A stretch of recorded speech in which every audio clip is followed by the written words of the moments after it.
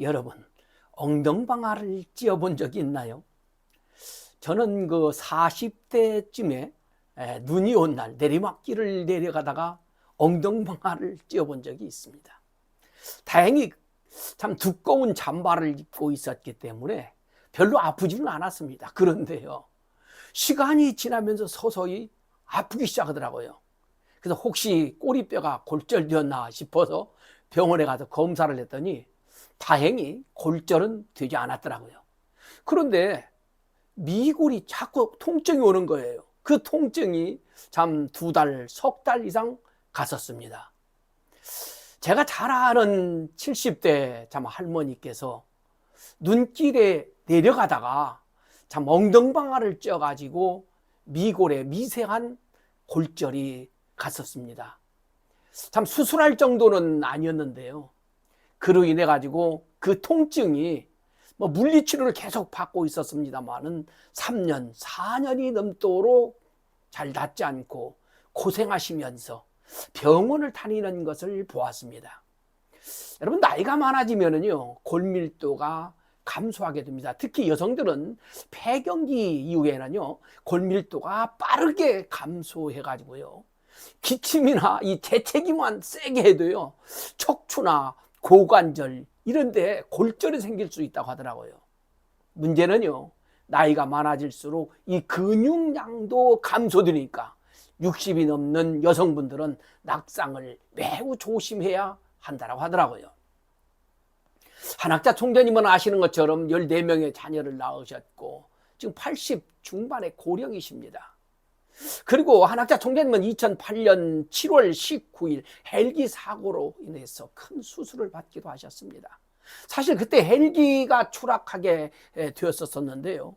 사실 헬기가 추락하게 되면 대부분 엄청난 사망 사고로 이어지게 됩니다. 그런데요, 당시에 참 헬기에는 16명이 타고 있었는데 기적적으로 사망 사고는 없었습니다. 그런데 참 안타깝게도 한학자 총재님께서는 골절을 당하셔가지고 참 병원에 입원하여 수술을 받으셨었습니다. 그 후로도 한학자 총재님께서는 세계 도처에서 발생하는 참 크고 작은 사건, 사고, 참 이런 것까지 다 걱정을 하시면서 세계 평화 실현을 앞당겨야 한다고 하시면서 세계 순회를 많이 하셨습니다. 이제는 편안히 쉬시면서 건강관리를 하셔야 할 연세이심에도 불구하고 한학자 총재님은 쉬지 않고 달려오셨습니다. 그러다 보니까 한학자 총재님 건강은 참 불편한 데가 참으로 많으십니다. 한학자 총재님은 안타깝게도 눈이 심각할 정도로 안 좋으십니다. 그래서 이 빛이 눈에 들어가게 되면요, 참 굉장히 힘드신가 봐요. 그래서 한 총재님께서는 언제나 실내에서도 선글라스를 착용하고 계시는 것을 보셨을 것입니다. 그리고 조금이라도 움직이려고 한다면 누군가가 옆에서 부축해 드려야 합니다. 자칫하면 중심을 잃고 넘어질 수 있고 부딪힐 수 있기 때문에 그렇습니다. 실제로 좁디 좁은 구치소에서 한학자 총재님 홀로 지내시다가 여러 번 넘어지셨다고 합니다. 그로 인해 가지고 어깨에 골절이 생겼던 거예요. 그러나 한학자 총재님께서는 웬만한 통증은 참고 견디십니다. 그러다가 구속 집행정지로 인해서 병원에 입원하셔가지고 검사를 받는데 그 어깨 골절이 발견되게 된 겁니다. 그리하여 수술을 받고 물리치료를 치료를 받고 계십니다. 참 이 대한민국 참으로 이해할 수가 없습니다. 강력하게 데모를 하고 현 정부와 대통령을 참 강력하게 부정하고 비판하고 욕하던 사람들은 석방이 되었습니다. 그런데 속임을 당하고 이용을 당하여서 너무나도 억울한 지경에 계시는, 억울한 입장에 계시는 한학자 총재님은 아직도 석방되고 있지 않고 있기 때문에 참으로 안타깝고 이 대한민국 정부 사법부 너무나도 야속하고 야속하기만 합니다.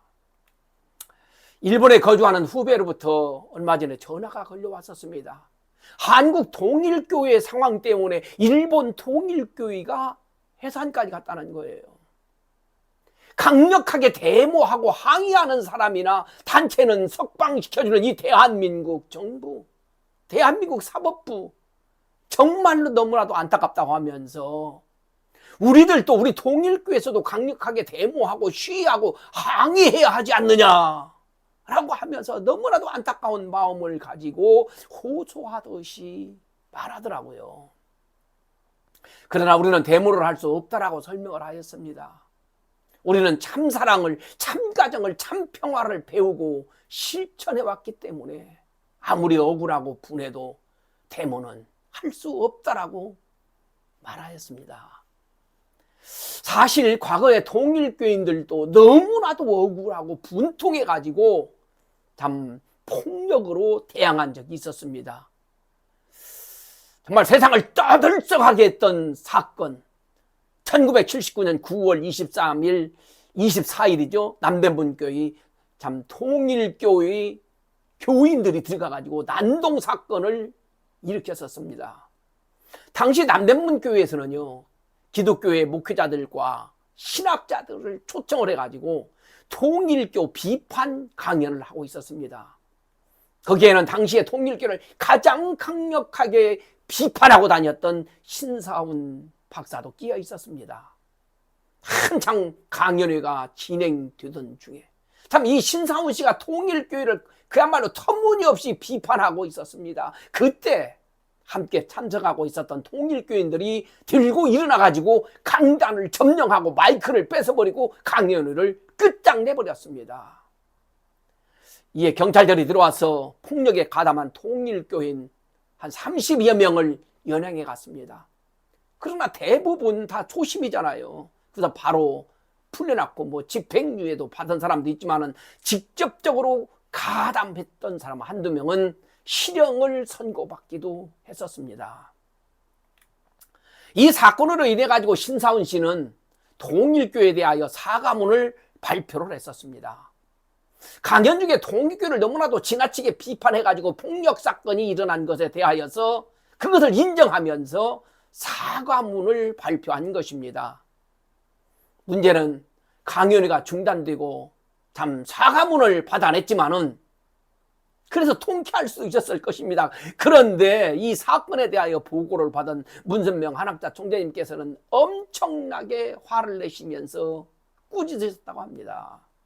아무리 욕을 먹고 비판을 해도 참고 참아야지 폭력은 절대로 안 되는 것이라고 말씀하셨다고 합니다. 폭력은 사탄에 대하여서 사탄의 방식을 적용하고 사용하는 것이니까 그런 폭력 가지고는 사탄을 절대로 자연 굴복시킬 수 없다라고 하셨다고 합니다.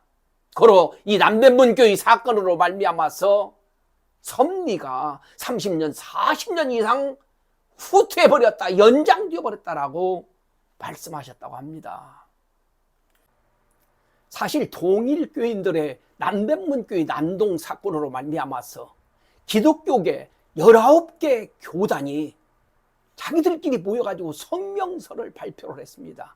통일교회는 확실한 이단이라고 규정을 지으면서 더더욱 강력하게 반대하자라고 하면서 자기들끼리 결속하는 계기가 된 것입니다. 그로 말미암아서 대부분 교회에서는 통일교회는 이단이다라고 하는 문구를 커다랗게 붙여놓고 자기 교인들에게 통일교회는 이단이라고 하는 것을 교육하면서 통일교인들과는 거리를 두도록 관리해왔던 것입니다. 문선명 한학자 총재님께서는 폭력이나 데모는 절대로 반대하고 못하게 하십니다. 통일교에서 가르치는 진리 말씀, 이 원리에서는 어떠한 경우에도 참사랑만 하라고 가르치고 있습니다. 평화를 실현하는 데 있어서 그 방향 역시 평화적이어야 한다고 하는 것입니다. 선을 이루겠다고 하면서 악한 방법을 사용하여서 선을 이루려고 한다면 선을 이룰 수도 없거니와 진정한 선이 될 수 없다고 하셨습니다. 평화도 마찬가지입니다. 평화를 이루겠다고 하면서 전쟁을 벌이는 것은 평화가 아니고 전쟁을 정당화시키려는 사탄의 수법일 뿐인 것이죠. 그래서 통일교인들은 아무리 억울하고 분해도 악한 방법을 도용을 해가지고 데모를 하고 폭력을 사용할 수가 없습니다. 그것은 사탄의 방법이기 때문에 그런 것이지요. 그래서 문선명 한학자 총재님께서는 생명을 걸고 북한에 들어가시어서 김일성을 만나가지고 용서하고 사랑하고 품으시면서 남북 통일의 물꼬를 트는 그런 모범을, 모델을 보여주시기도 하셨습니다. 그렇습니다. 통일교회들은 가장 중요한 것은 억울하고 분해도 데모하거나 폭력을 행할 수 없다고 하는 것입니다. 어떤 상황에서도 용서하고 참사랑을 실천하면서 참가정을 이루어 가야 하는 것이 통일교회의 가르침입니다. 문선명 한학자 주님께서 가르쳐 주신 말씀을 실천하지 않아가지고 이 통일교회에 오늘날에 엄청난 위기가 시련이 온 것입니다. 그래서 통일교인들도 시위를 해야 합니다. 무슨 시위를 해야 되느냐? 참사랑을 더 적극적으로 실천하자. 참가정을 더더욱 적극적으로 이루어가자. 라는 시위를 하면서 참사랑을 더더욱 실천해가는 시위를 해야 되는 것이죠. 결코 세상을 본받지 말고 이 세상의 논리, 세상의 방법을 도용하지 말고 세상을 향하여서 진정한 참사랑을 실천해가지고 선한 영향력을 전파해 나가는 통일교인들이 되어야 되는 것입니다. 감사합니다.